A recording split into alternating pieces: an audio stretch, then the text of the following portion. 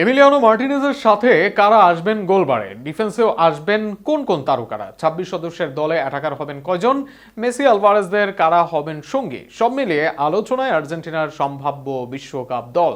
বিশ্বকাপে আর্জেন্টিনার সম্ভাব্য সেই দল নিয়ে থাকছে প্রতিবেদন। একদিকে বিশ্ব চ্যাম্পিয়নদের ট্যাগ, আরেকদিকে শেষ বিশ্বকাপের সামনে লিওনেল মেসি। প্রত্যাশার পারদ তাই ভারী আর্জেন্টিনার সামনে। বিশ্বকাপের এর মাঝে প্রস্তুতি নেওয়া শুরু করেছে আলভিসিলেস্তারা, যার পূর্ণাঙ্গ শুরু হবে স্কোয়াড ঘোষণার পর।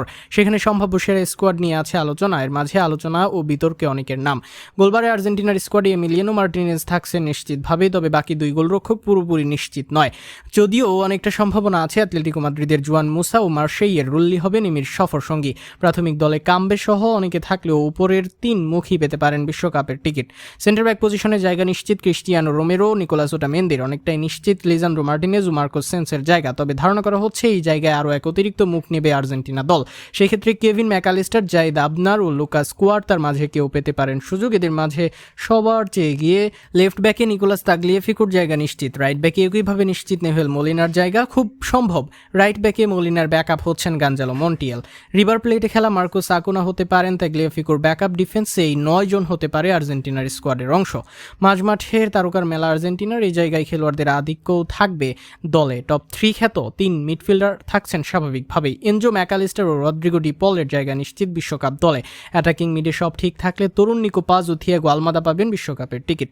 রেসিংয়ে খেলা বার্কো হবেন ডিফেন্সিভ মিডফিল্ডার ও লেফট ব্যাকের ব্যাকআপ। ফর্মে থাকা রিভার প্লেটের পারাদেস যাচ্ছেন বিশ্বকাপে ধরে নেওয়া যায়। একই সাথে লেভারকুজেনের পালাসিউস এর হতে পারে বিশ্বকাপে দলের জায়গা।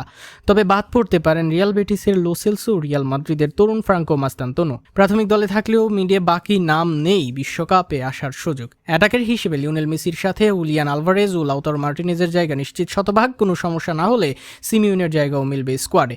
তৃতীয় স্ট্রাইকার হিসেবে কাস্ট্রো আসতে পারেন দলে, তবে সম্ভাবনা উড়িয়ে দেওয়া যায় না লোপেজেরও।